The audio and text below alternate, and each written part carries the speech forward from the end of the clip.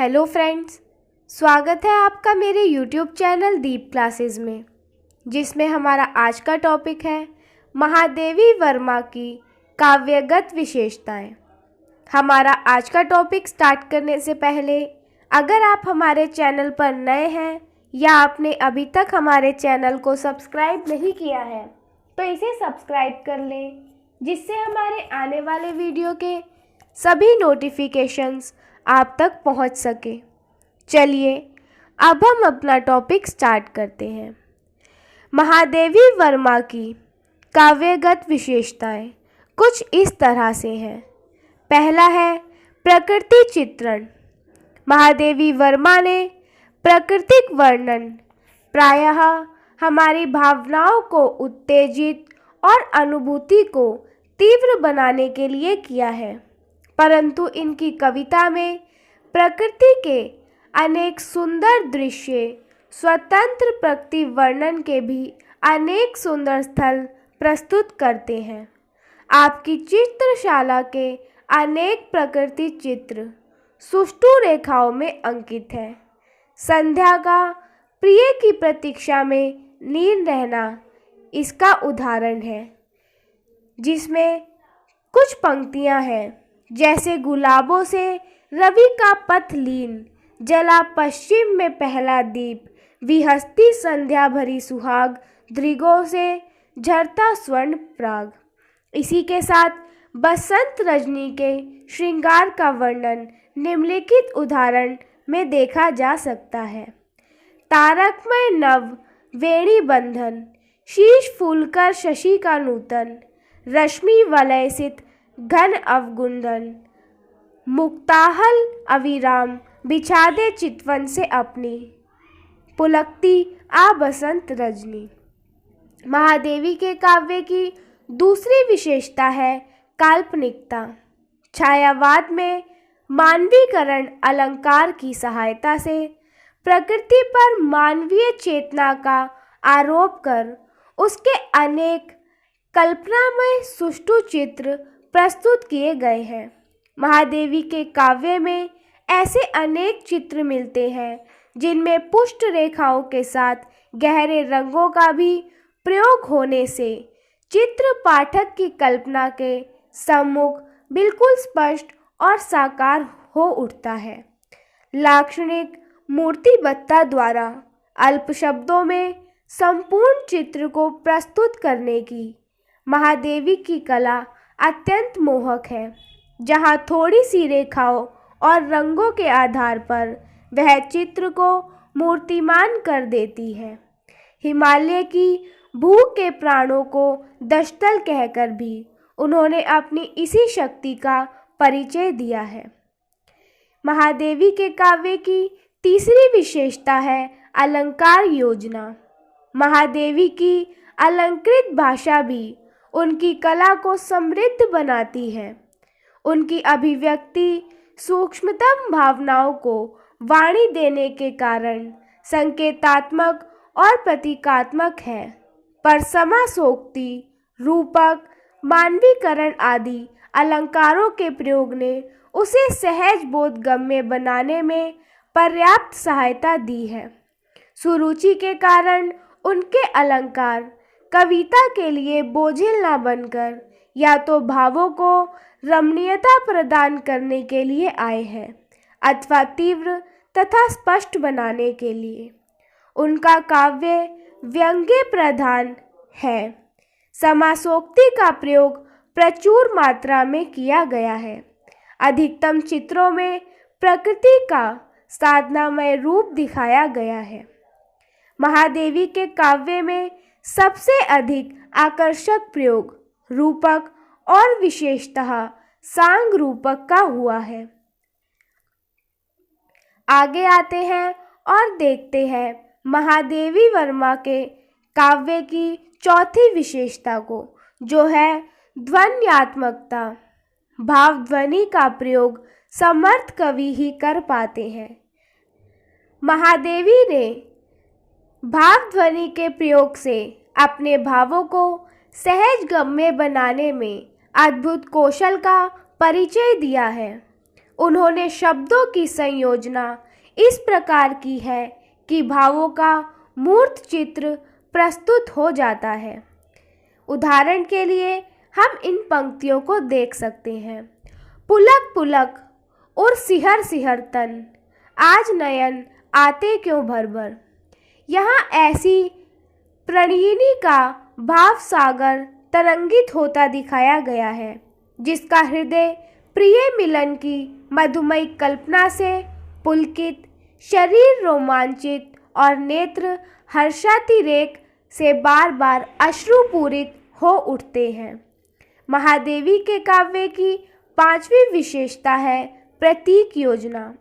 रहस्यवादी काव्य में छायावादी काव्य से भी अधिक प्रतीकों का प्रयोग होता है, क्योंकि रहस्यवादी अपनी बात को प्रतीकों द्वारा ही समझा सकता है। महादेवी आधुनिक कवियों में अत्यंत रहस्य है। उनका काव्य अत्यधिक सांकेतिक है, अतः उन्होंने प्रतीकों का प्रचुर मात्रा में प्रयोग किया है। ये प्रतीक दो प्रकार के हैं।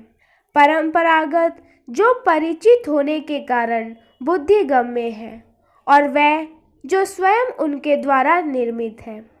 परंपरागत प्रतीकों के अंतर्गत हम तीन प्रकार के प्रतीक ले सकते हैं।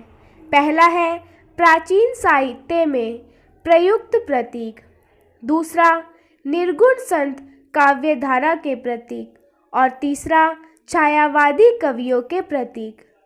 उपनिषदों आदि में प्रकृति के उपकरणों सूर्य, चंद्रमा, संध्या, उषा, अमानिशा आदि का प्रतीक के रूप में प्रयोग पाया गया है।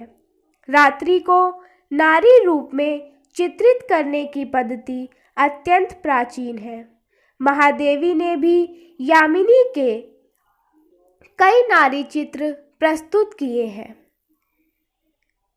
संपुट केदारण्य में माता पिता को सम्मुट के रूप में बताया गया है, जिसमें महादेवी ने सम्मुट का प्रयोग इसी अर्थ में किया है।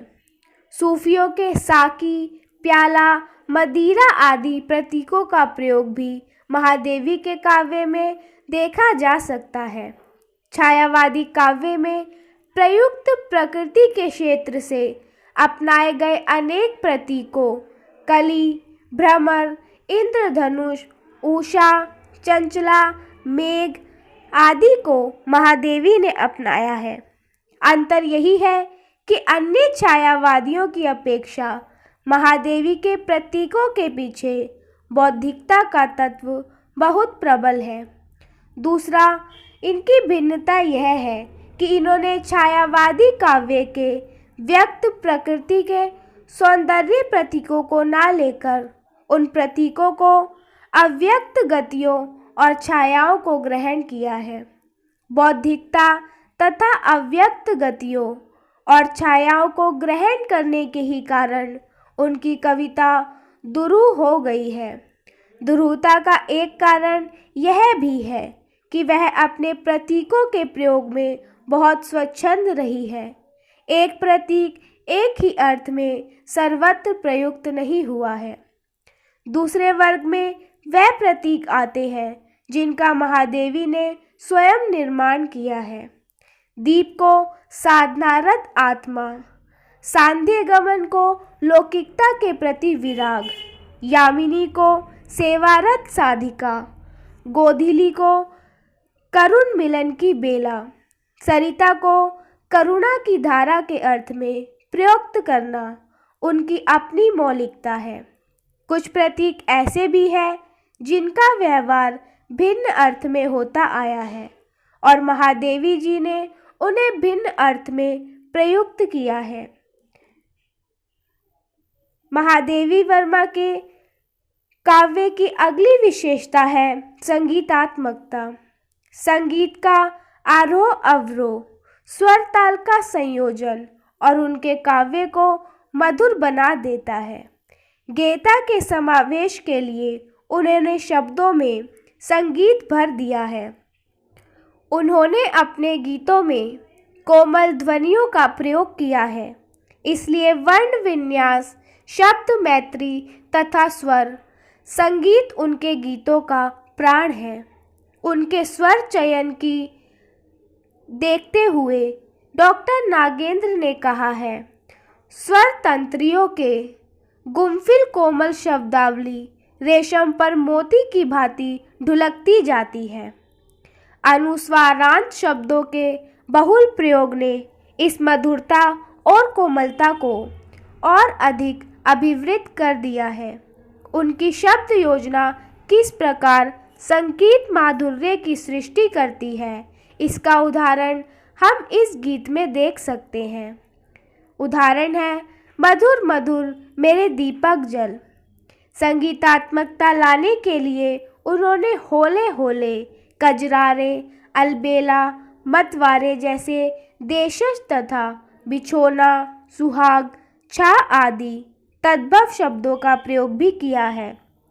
वर्ण मैत्री के प्रति सचेष्ट रहने के फलस्वरूप ही विप्सा और अनुप्रास अलंकारों का उन्होंने प्रचुर प्रयोग किया है।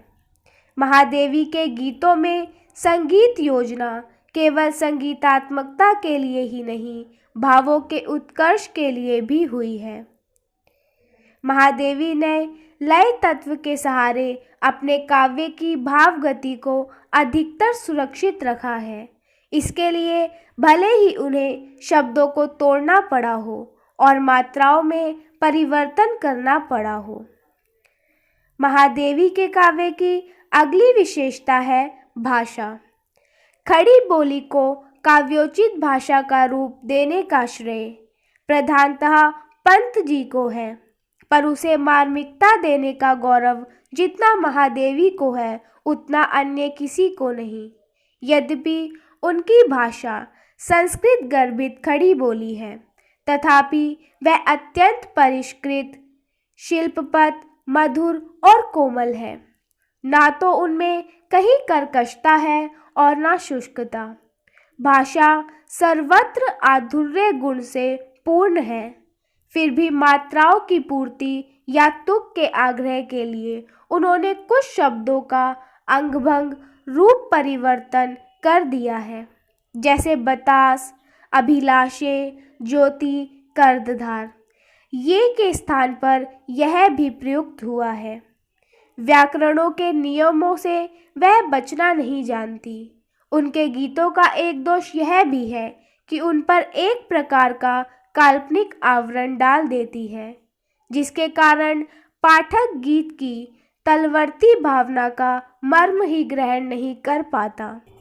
भाषा जितनी ही रहस्यमय और कल्पना पल्लवित है, उतनी ही उसकी प्रेषणीयता में बाधा पहुंचाती है।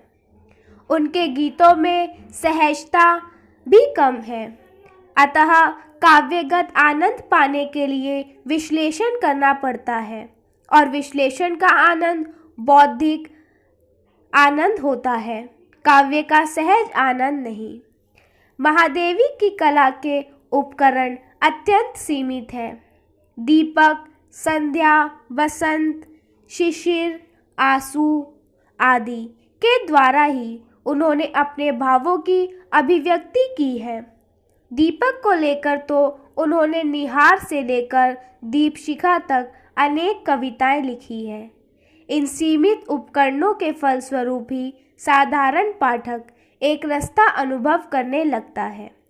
सुविज्ञ पाठक को यह एक रसता नहीं खटकती, क्योंकि स्थूल दृष्टि से देखने पर उपकरण वही होने पर भी हर बार कोई ना कोई नवीनता उनके प्रयोग में लाई गई है। इसी के साथ हमारा आज का टॉपिक यही खत्म होता है, जिसमें हमने जाना महादेवी वर्मा के काव्य की काव्यगत विशेषताओं के बारे में। अगर हमारा आज का वीडियो आपको पसंद आया हो तो वीडियो को लाइक एंड शेयर करें, और हमारे आने वाले सभी वीडियो के नोटिफिकेशंस के लिए हमारे चैनल को सब्सक्राइब करें। Thank you for watching.